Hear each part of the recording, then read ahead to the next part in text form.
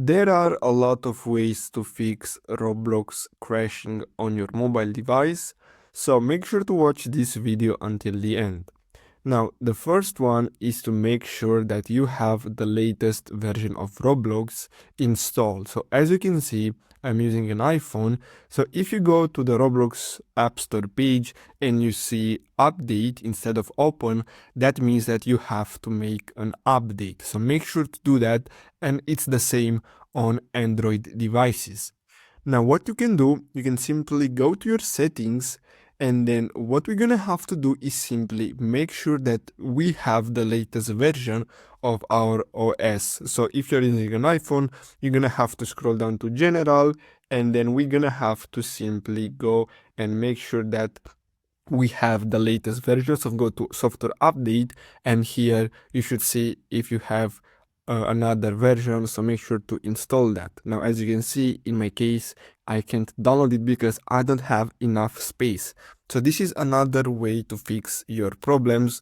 So you're gonna have to make sure that you have enough space on your device. So if we scroll down to iPhone storage, we can see that I don't have that much space. So we're gonna have to make sure to uninstall unwanted apps, and we free up some space on our mobile device, because that can cause serious problems for your apps such as Roblox.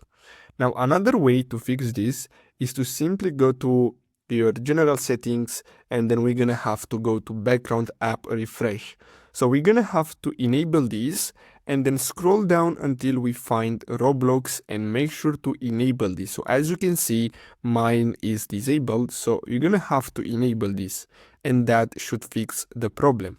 And the last one that I'm gonna show you is to simply go to your app. So you're gonna have to go to general and then go to iPhone storage, and then scroll down until we find Roblox. So you're gonna have to tap on show all, and from here we're gonna have to tap on Roblox.